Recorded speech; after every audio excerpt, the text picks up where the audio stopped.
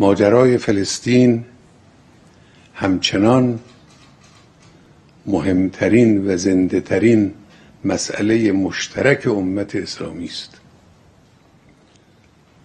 سیاست‌های نظام سرمایه‌داری ظالم و سفاک دست یک ملت را از خانه خود، از میهن و خاک آبا و اجدادی خود کوتاه کرده و در آن رژیمی تروریست و مردمی بیگانه را نشانده است. سست‌تر و بی‌پایه‌تر از منطق پوشالی تأسیس رژیم صهیونیستی چیست؟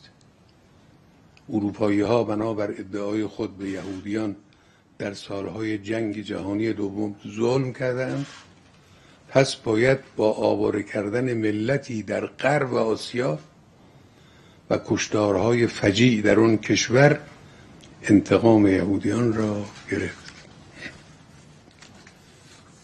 این منطقی است که دولت‌های غربی با حمایت بیدریغ و دیوانه‌وار خود از رژیم صهیونیستی به آن تکیه کرده و بدین گونه همه ادعاهای دروغین خود در باب حقوق بشر و دموکراسی را تخطئه کردند و این ماجرای خنده آور و گریه آور بیش از 70 سال است که ادامه دارد و هر از چندی برگ دیگری بر آن افزوده می شود. صهیونیست‌ها فلسطین غصب شده را از روز اول به یک پایگاه تروریسم تبدیل کردند. اسرائیل نه یک کشور که یک پادگان تروریستی علیه ملت فلسطین و دیگر ملت‌های مسلمان است. مبارزه با این رژیم سفاک مبارزه با ظلم و مبارزه با تروریسم است و این وظیفه‌ای همگانی است. یک نکته قابل توجه این است که اگرچه دولت غاصب در سال 1948 تأسیس شد، ولی مقدمات دستاندازی به این نقطه حساس از منطقه اسلامی سالها پیش از آن آغاز شده بود. این سالها مقارن است با دخالت فعال غرب در کشورهای اسلامی برای حاکم کردن سکولاریسم و ناسیونالیسم افراطی و کور و به قدرت رساندن دولت‌های مستبد و شیفته یا دست نشانده غرب. مطالعه حوادث اون سالها در ایران و ترکیه و کشورهای عربی غرب آسیا تا شمال آفریقا این حقیقت تلخ را آشکار می‌کند که ضعف و تفرقه در امت اسلامی زمین ساز فاجعه غصب فلسطین شد و این ضربه از سوی جهان استکبار بر امت اسلامی وارد آمد.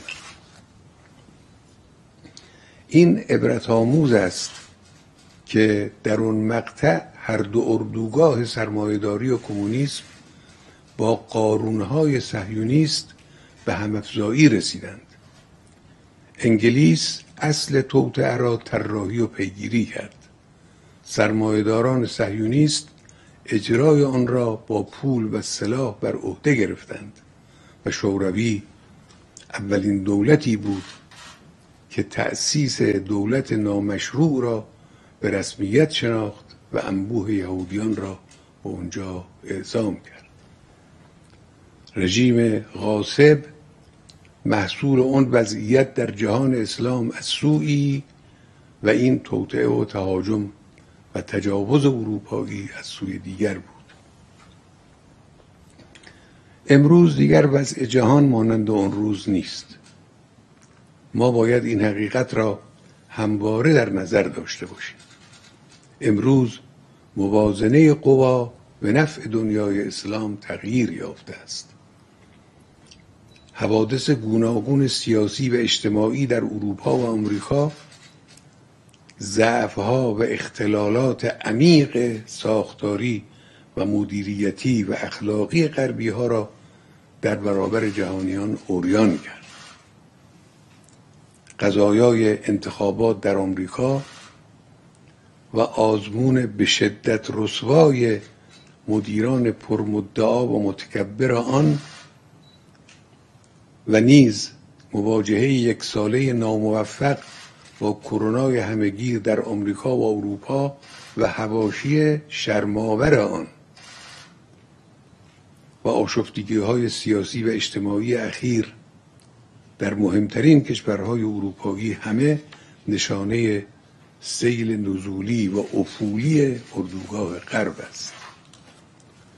در سوی دیگر رشد نیروهای مقاومت در حساسترین مناطق اسلامی، رشد توانایی‌های دفاعی و هجومی آنان، رشد خودآگاهی و انگیزه و امید در ملت‌های مسلمان، رشد گرایش به شعارهای اسلامی و قرآنی، رشد علمی، رشد استقلال طلبی و خود اتکایی در ملت‌ها نشانه‌های مبارکی است که آینده بهتر را نوید می‌دهد. در این آینده مبارک باید همافزایی کشورهای مسلمان یک هدف عمده و اساسی باشد و این چندان دور از دسترس به نظر نمی رسد.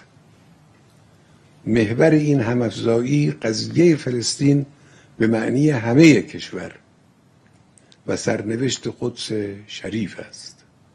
این همان حقیقتی است که دل نورانی امام خمینی عظیم رحمت الله علیه را به اعلام روز جهانی قدس در آخرین جمعه ماه رمضان هدایت کرد. همافزایی مسلمین بر محور قدس شریف کابوس دشمن صهیونیست و حامیان آمریکایی و اروپایی آن است. طرح ناکام معامله قرن و سپس تلاش برای عادی‌سازی روابط چند دولت ضعیف عربی با رژیم غاصب تلاش‌های مذبوحانه برای فرار از آن کابوس است.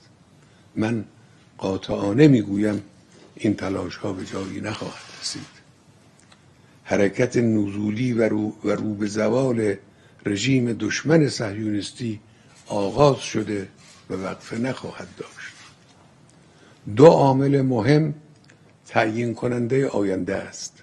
اول و مهمتر تداوم مقاومت در داخل سرزمین‌های فلسطین و تقویت خط جهاد و شهادت و دوم حمایت جهانی دولت‌ها و ملت‌های مسلمان در سراسر جهان از مجاهدان فلسطینی.